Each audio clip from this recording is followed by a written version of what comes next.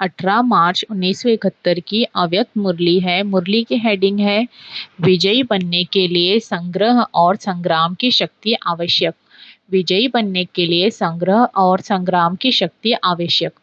आज विशेष भट्टी वालों के लिए बुलाया है। भट्टी वालों ने क्या क्या धारणाएं की है वह देख रहे हैं। आज खास दो बातों की धारणाएं हरेक के इस साकार चित्र द्वारा देख रहे हैं। दो शक्तियों की धारणाएं देख रहे हैं कि कहाँ तक हरेक ने अपनी यथाशक्ति धारणा की है। वह दो शक्तियां कौन सी देख रहे हैं? एक तो संग्रह करने की शक्ति और दूसरी संग्राम करने की शक्ति। संग्रह करने की शक्ति भी अति आवश्यक है। तो जो भट्टी में ज्ञान रत्नों की धारणा मिली है उसको बुद्धि में संग्रह रखना, और इस संग्रह करने से ही लोग संग्रह कर सकेंगे। इसलिए संग्रह करने की और फिर संग्राम करने की शक्ति दोनों ही जरूरी है। दोनों शक्तियां धारण की हैं, दोनों में कोई की भी कमी होगी तो कमी वाला कभी भी सदा विजयी नहीं बन सकता। जिसमें जितनी संग्रह करने की शक्ति है उतनी ही संग्राम करने की भी शक्ति रहती है। दोनों शक्तियां धारण करने के लिए भट्टी में आए हो तो शक्ति स्वरूप बने हो। भट्टी से कौन से वरदान प्राप्त किए हैं? भक्ति मार्ग में वरदान देते हैं ना, पुत्रवान भव, धनवान भव। लेकिन इस भट्टी से क्या मुख्य वरदान लिया? शिक्षक बने व मास्टर वरदाता भी बने। एक वरदान मिला शक्तिवान भव, दूसरा वरदान मिला सदैव अव्यक्त एक रस अवस्था का। इन दोनों वरदानों में दोनों ही बातें समाई हुई है। यह दोनों ही वरदान प्राप्त करके संपत्तिवान बनकर अपना प्रैक्टिकल सबूत दिखाने लिए जाना है।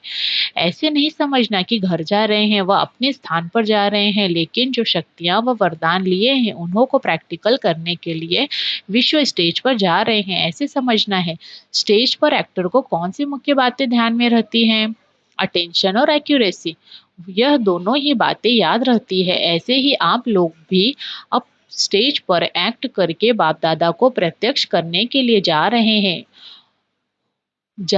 रहे हो तो यह दोनों ही बातें याद रखना। हर सेकंड हर संकल्प में अटेंशन और एक्यूरेट नहीं तो बाप दादा को प्रत्यक्ष करने का श्रेष्ठ पाठ बजा नहीं सकेंगे। तो अब समझा क्या करने जा रहे हो?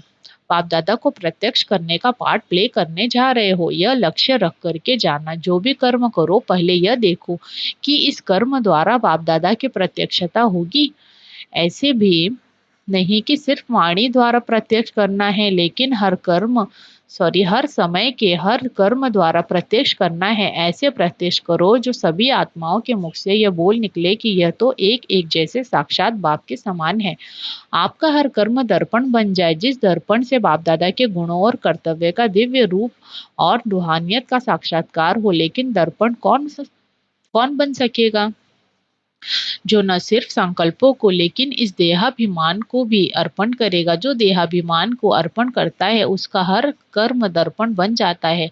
जैसे कोई चीज अर्पण की जाती है तो फिर वह अर्पण की हुई चीज अपनी नहीं समझी जाती है। तो इस देह के भान को भी अर्पण करने से जब अपनापन मिट जाता है तो लगाव भी मिट जाता है।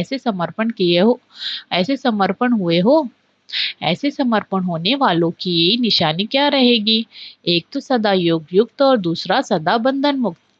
जो योग युक्त होगा वह बंधन मुक्त जरूर होगा। योग युक्त का अर्थ ही है देह के आकर्षण के बंधन से भी मुक्त। जब देह के बंधन से मुक्त हो गए तो सर्व बंधन मुक्त बन ही जाते हैं। तो समर्पण अर्थात सदा योग युक्त और सर्व बंधन मुक्त, यह निशानी अपनी सदा कायम रखना। अगर कोई भी बंधन युक्त होंगे तो योग युक्त नहीं कहलाएंगे। जो योग युक्त होगा तो उनकी परख यह भी होगी जो उनका हर संकल्प हर कर्म योग युक्त होगा। क्योंकि जो भी युक्तियां सर्व प्रकार की मिली हैं उन युक्तियों की धारणाओं के कारण युक्ति युक्त और योग युक्त रहेंगे।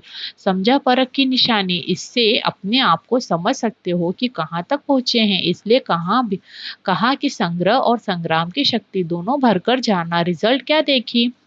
सर्टिफिकेट मिला। एक अपने आप से सेटिस्फाइड होने का सर्टिफिकेट लेना है, दूसरा सर्व को सेटिस्फाइड करने का सर्टिफिकेट लेना है, तीसरा संपूर्ण समर्पण बनने का। समर्पण यह नहीं कि आबू में आकर बैठ जाए, तो समर्पण होने का भी सर्टिफिकेट लेना है। चौथा, जो भी ज्ञान की युक्तियां मिली उनको संग्रह करने की शक्ति का सर्टिफिकेट भी लेना है। यह 4 सर्टिफिकेट अपने टीचर से लेकर जाना। कोई बात में 100 यानी 100 मार्क्स भी इस ग्रुप को है। वह कौन सी बात पुरुषार्थ के भोलेपन में 100% है। पुरुषार्थ में भोलापन ही अलबेलापन है। और एक विशेष गुण भी है, वह यह है कि सभी को अपने में परिवर्तन करने की तीव्र इच्छा जरूर है। इसलिए बाप दादा इस ग्रुप को उम्मीदवार ग्रुप समझते हैं, लेकिन उम्मीदें तब पूरी कर सकेंगे जब सदैव नम्रचित होकर चलेंगे।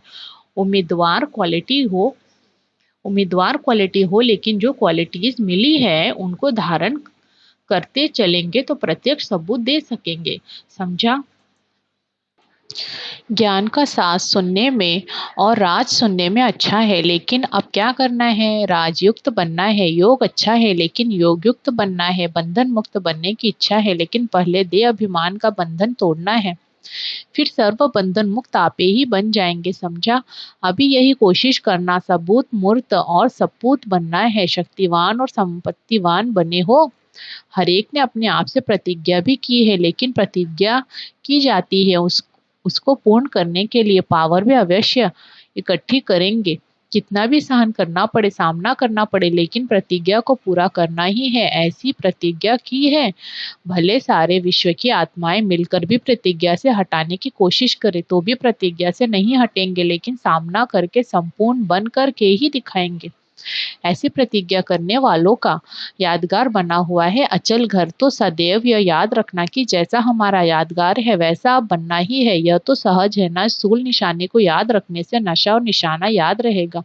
यह जरूर अपने को समझना है कि सारे विश्व से चुने हुए हम विशेष आत्माएं हैं। कि जितनी विशेष आत्माएं उतनी उनके हर कर्म में विशेषता होती है। विशेष आत्मा होना कम नहीं है। सभी मधुबन निवासियों को अपने को प्रैक्टिकल विशेष आत्माएं दिखाकर अपने इस ग्रुप का नाम बाला करना है। ऐसा ही लक्ष्य रखना कि कहेंगे कम लेकिन करके दिखाएंगे। आपके इस ग्रुप की यह विशेषता देखेंगे। स्टेज पर जाकर ऐसा पाठ बजाना जो सभी वंस मोर एक बार और यानी भी करे। समझा? आप की निमित्त टीचर आपके ग्रुप को बार बार निमंत्रण दे और ग्रुप को एक एग्जाम्पल बनकर दिखाना है। कोई अच्छा कर्म करके जाता है तो वो बार बार याद आता है। तो यह ग्रुप भी ऐसा कमाल करके दिखाए। अच्छा, ओम शांति।